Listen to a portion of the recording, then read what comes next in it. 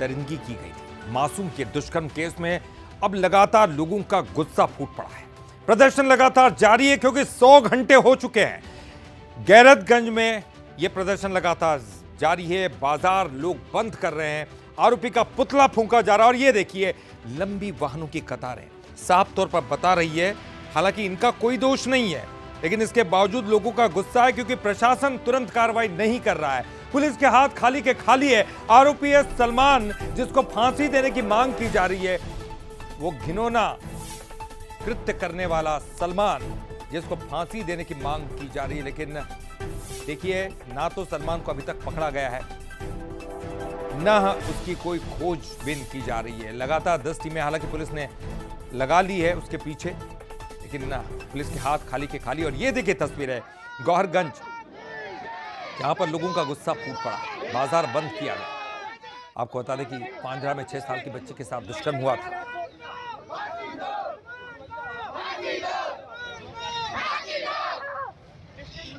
आरोपी की गिरफ्तारी के लिए हम लोग दिन रात मेहनत कर रहे हैं और करीब 300 का बल हमारा अधिकारी कर्मचारियों सहित इस कार्य में जुटा हुआ है। करीब 20 के लगभग टीमें हमारी इस समय कार्य कर रही हैं और हमारा प्रयास है कि वो जल्दी से जल्दी हमें मिल जाए। एक अभी सूचना आई थी, 2 दिन से आ रही है कि इसी हुलिये का व्यक्ति गौहरगंज के पास जंगलों में जो सुनसान एरिया है उनमें देखा गया है। कहीं से भी इस प्रकार की सूचना आती तो हम लोग उसको तस्दीक करते हैं और पूरे इसमें प्रयास किए जा रहे हैं और शीघ्र ही हम लोगों को इसमें सफलता मिलेगी। तो सवाल लोग यही पूछ रहे हैं कि मासूम को आखिरकार कब न्याय मिलेगा। चलिए इस पूरी घटना पर भी अब नजर डाल देते हैं, क्या कुछ हुआ था और जिसकी वजह से आप ये कटघरे में हैं। गौहरगंज, जी हाँ, गौहरगंज में 6 साल की मासूम के साथ दुष्कर्म की वारदात को अंजाम दिया गया। बहुत ही घिनौनी ये वारदात थी, कृत्य था। 21 नवंबर से अब तक आरोपी सलमान गिरफ्त से बाहर है। जी हाँ, जिसने इस वारदात को अंजाम दिया, आरोपी सलमान पर 20,000 रुपए का इनाम घोषित किया गया है, लेकिन इसके बावजूद वो अभी तक पकड़ में नहीं आया। मासूम को न्याय दिलाने के लिए अब लोग सड़कों पर उतरे। क्या करें, प्रशासन की बेरुखी अब उनको समझ में आ रही। कड़ाके की ठंड के बावजूद लोग धरने पर डटे हुए हैं कि आप कुछ भी कीजिए, उस घिनौने कांड को अंजाम देने वाले को पकड़िए आप।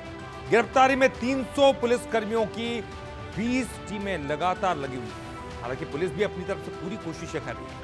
रायसेन में व्यापारियों ने बंद किया, चक्का जाम कर दिया क्योंकि नाराजगी साफ तौर पर दिखाई दे रही है। मासूम का भोपाल एम्स में इलाज चल रहा है। तो देखिए किस तरह से लोग छोटे बच्चों को नहीं छोड़ रहे। और चलिए इस पर ज्यादा जानकारी के लिए बात करेंगे। हमारे साथ हमारे संवाददाता राहुल जुड़ गए हैं और उनका हम रुख करेंगे। राहुल, एक ऐसी खबर जिसने सबको हिलाकर रख दिया।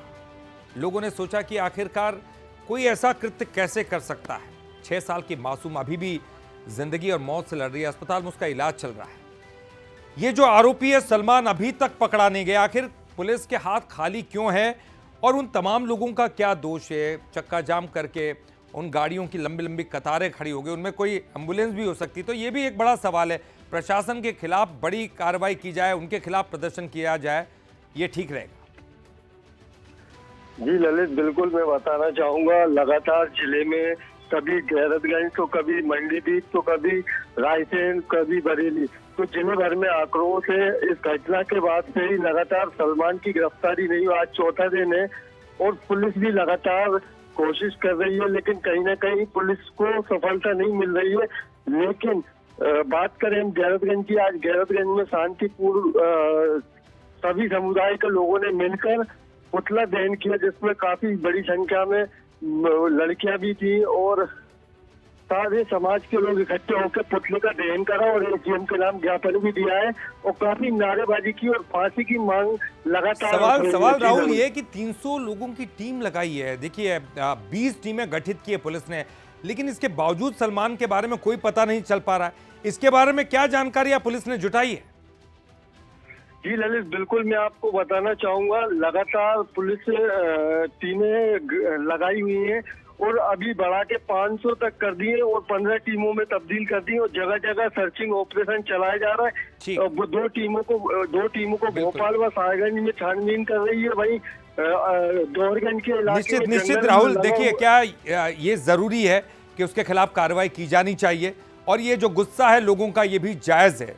लग रहा है कि क्योंकि 6 साल की मासूम बच्ची को उसने वो सजा दी है कि वो जिंदगी भर नहीं भूल पाएगी उस वाकये को, तो निश्चित तौर पर ऐसे व्यक्ति को कटघरे में खड़ा किया जाना चाहिए और उसको फांसी की सजा दी जानी चाहिए। लेकिन सबसे बड़ा सवाल ये भी है कि उन लोगों का गुस्सा उन लोगों पर नहीं निकालना चाहिए जिनका इसमें कोई कसूर नहीं है, क्योंकि तमाम लोग उनमें मेडिकल टीमें भी होंगी। हो सकता है कि कोई इमरजेंसी में जा रहा हो एम्बुलेंस में, उसको भी बड़ी परेशानी का सामना करना पड़ सकता है। बहरहाल चलिए आगे बढ़ेंगे।